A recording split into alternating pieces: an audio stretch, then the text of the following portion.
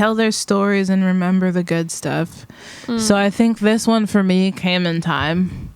I learned somewhere, Brene Brown's book, Atlas of the Heart, the chapter about grief. Brene Brown talks about how grief requires, grief needs to be heard. Grief needs a witness.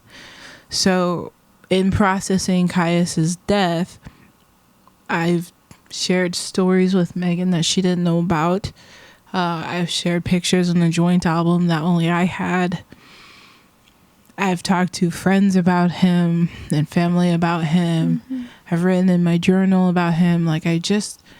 I'm choosing to not be afraid to talk about him. And in talking about grieving him, I've talked about losing my friend Suzanne unexpectedly and what it was like losing my grandpa. I've talked to my grandma about when I lost my grandpa, and it's just been this whole process of telling the stories of the ones that we love and expecting the ones that we love to carry them and to hear them and to have grace with us in that process. And to just find joy in the things that, like you sharing a funny video of Caius swimming for the first time in some which was super swampy lake, and he's just all floating along swimming, and he was ecstatic to learn how to swim. He was so cute, and just sharing that joy together as if it was the first time seeing him do that, or it's just sharing that joy is really therapeutic. Well, that's the thing I've been really resonating with is nobody else will ever get to meet him. So he lives on and touches people now through my memory and through our stories. Yeah. And I'm not going to say that's how we keep him alive, because I think I'm going to see him on the other side.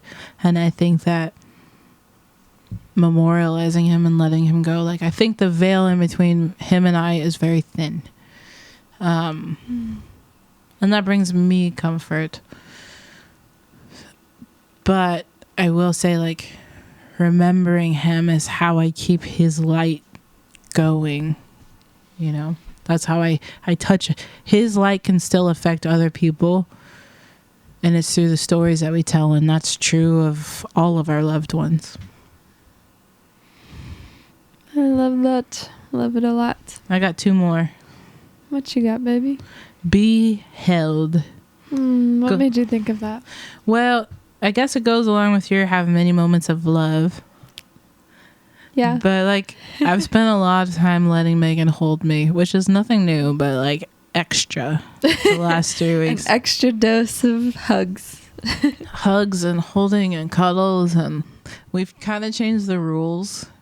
When Caius was alive, we had a very strict no dogs in our bedroom rule. Oh, we have for sure changed the rule. We just had a very strict, because Caius would he would get bored at 2 a.m., 3 a.m. and just wake up and just come over to my face and push his nose against mine and go until I woke up, just to entertain him. And so I've always had this strict no dogs in the bedroom overnight rule, and we've completely shifted that rule.